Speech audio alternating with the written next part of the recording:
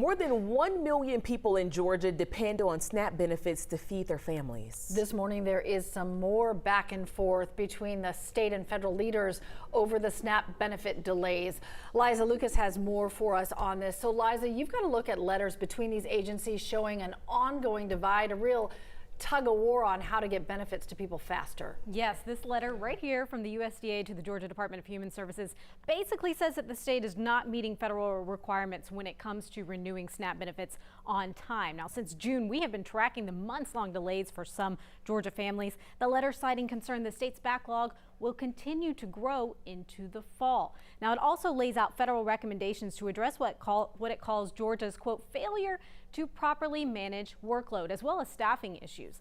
A response from Georgia's Department of Human Services Commissioner says the state is already working on some of those recommendations, including hiring 700 employees since January. But the commissioner says Georgia wants to move forward with more bot technology, saying the agency can't hire its way out of this crisis.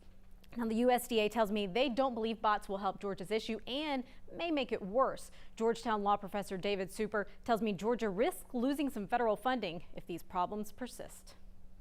For now, FNS is trying to work in a positive way with the state, but the degree to which the state is out of compliance is going to force FNS to act against the state fairly soon, the same way they have in the past. So there's all this red tape and logistics, and the bottom line, a lot of people are still waiting, and this affects whether they can eat or not. Do we know whether these letters are in any way making this situation worse?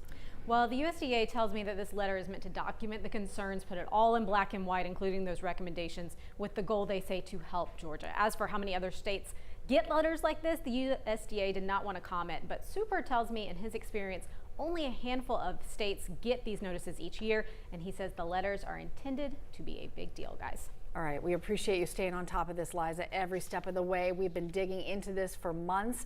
For more on what Liza has found during her in-depth reporting, go to 11alive.com.